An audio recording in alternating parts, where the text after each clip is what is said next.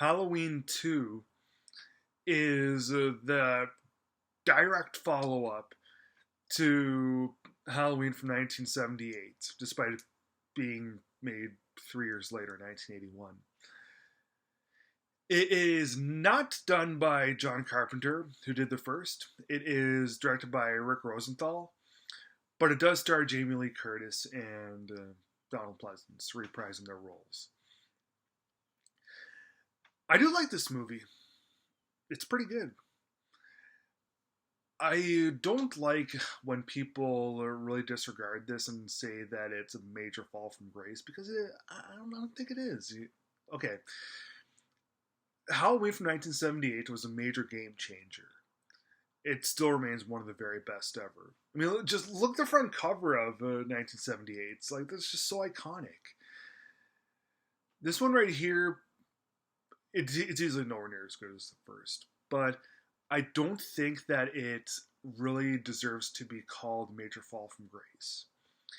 If Falling from Grace means that it would still qualify as being a good movie, then I still disagree. I'd still disagree with that.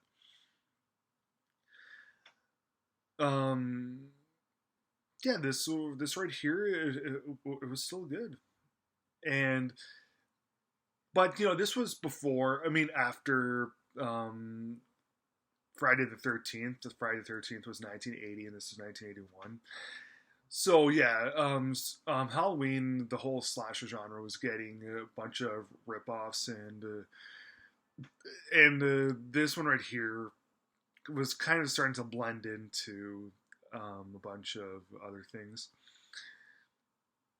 But this is still good. It still featured good acting. It still featured a really memorable villain, Michael Myers, and it's a highly enjoyable film.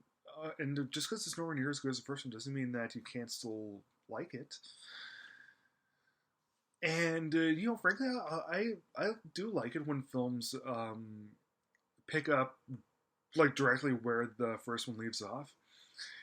In the first Halloween film, Dr. Loomis was okay. Potential spoilers. In the first film, Dr. Loomis shoots at Michael and knocking him out of a house. His body disappears, and so Loomis and the rest of the police search for Michael around Haddonfield, and Laurie gets sent to the hospital. And that's pretty much what the movie's about. It all takes place all over the course of a Halloween night. Now there are flaws in this film which make it not as good as the first. Don't get me wrong. Like, okay, everyone knows the whole idea of the whole thing of Laurie Strode turning out to be Michael's sister. That's revealed in this one, and that's something I never really cared for.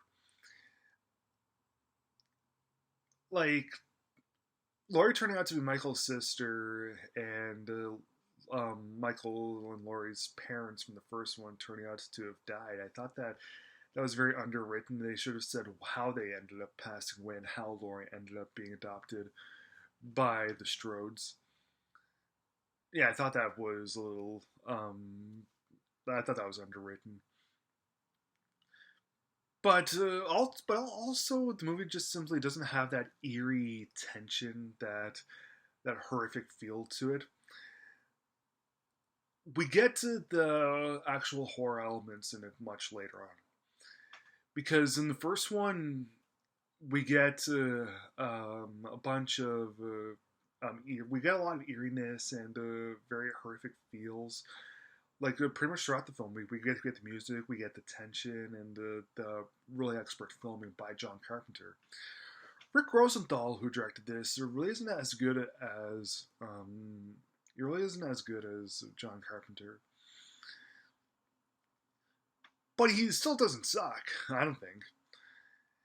And also, there's when Michael's new mask in this, we can see his eyes, and I thought that was a major flaw in this. because in everything else, you actually can't see his eyes. It's blackness in the eye holes. Yeah, that was kind of a flaw in this one. But later on in the film, when Michael actually makes it to the hospital and starts killing some of the hospital staff members, it does get there. More tension does arise, and Laurie does try to fight back, even though she's in such a state of shock.